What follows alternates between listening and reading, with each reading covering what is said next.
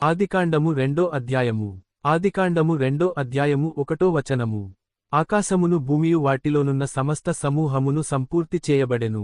ఆదికాండము 2:2 దేవుడు తాను చేసిన తన పని 7వ దినములోగా సంపూర్తి చేసి, తాను చేసిన తన పని ఎంతటి నుండి 7వ దినమున విశ్రమించెను. ఆదికాండము 2:3 కాబట్టి దేవుడు ఆ 7వ దినమును ఆశీర్వదించి పరిశుద్ధపరచెను. ఏలయనగా దానిలో దేవుడు తాను చేసినట్టియు, సృజించినట్టియు తన పని అంతటి నుండి విశ్రమించెను. ఆదికాండము 2:4 దేవుడైన యెహోవా భూమిని ఆకాశమును చేసిన దినమందు భూమ్యాకాశములు సృజించబడినప్పుడు వాటి ఉత్పత్తిక్రమము ఇదే. ఆదికాండము 2:5 అదివరకు పొలమందలి ఏ పొదయు భూమిమీద నుండలేదు, పొలమందలి ఏ చెట్టును మొలవలేదు. ఏలయనగా దేవుడైన యెహోవా భూమిమీద వాన కురిపించలేదు, నేలను సేద్యపరచుటక. ఆదికాండము 2:6 అయితే ఆవిరి భూమి నుండి లేచి నేల అంతటిని తడిపెను. ఆదికాండము 2:7 దేవుడైన యెహోవా నేలమంటితో నరుని నిర్మించి వాని నాసికా రంధ్రములలో జీవవాయువును ఊదగా నరుడు జీవాత్మ ఆయెను. ఆదికాండము 2:8 దేవుడైన యెహోవా తూర్పున ఏదెనులో ఒక తోటవేసి తాను నిర్మించిన నరుని దానిలో ఉంచెను. ఆదికాండము 2:9 మరియు దేవుడైన యెహోవా చూపునకు రమ్యమైనదియు ఆహారమునకు మంచిదియునైన ప్రతి వృక్షమును, ఆ తోటమధ్యను జీవవృక్షమును, మంచి చెడ్డల తెలివినిచ్చు వృక్షమును నేల నుండి మొలిపించెను. ఆదికాండము 2:10 మరియు ఆ తోటను తడుపుటకు ఏదెనులో నుండి ఒక నది బయలుదేరి అక్కడ నుండి చీలిపోయి 4 శాఖలాయెను. ఆదికాండము 2:11 మొదటిదాని పేరు పీషోను, అది హవీలా దేశమంతటి చుట్టుపారుచున్నది, అక్కడ బంగారమున్నది.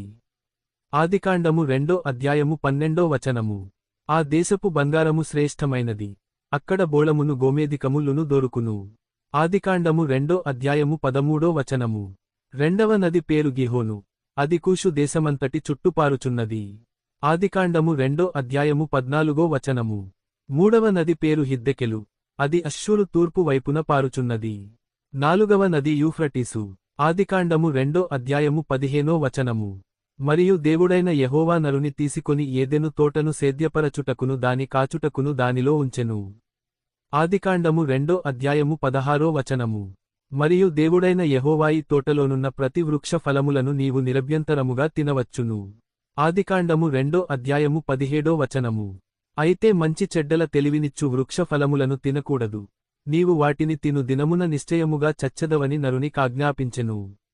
ఆదికాండము 2:18 మరియు దేవుడైన యెహోవానరుడు ఒంటరిగా నుండుట మంచిది కాదు, వానికి సాటియైన సహాయమును వాని కొరకు చేయుదుననుకొనెను. ఆదికాండము 2:19 దేవుడైన యెహోవా ప్రతి భూజంతువును ప్రతి ఆకాశపక్షిని నేల నుండి నిర్మించి, ఆదాము వాటికి ఏ పేరు పెట్టునో చూచుటకు అతని యొద్దకు వాటిని రప్పించెను. జీవముగల ప్రతిదానికి ఆదాము ఏ పేరు పెట్టెనో ఆ పేరు దానికి కలిగెను.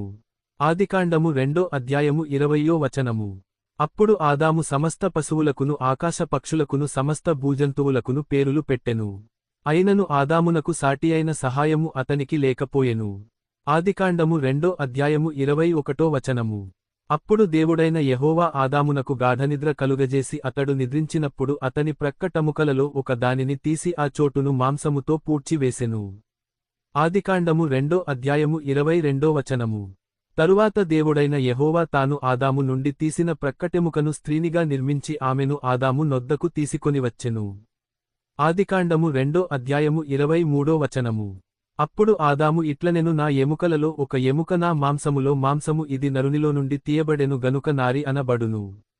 ఆదికాండము 2:24 కాబట్టి పురుషుడు తన తండ్రిని తన తల్లిని విడిచి తన భార్యను హత్తుకొనును, వారు ఏక శరీరమయుందురు.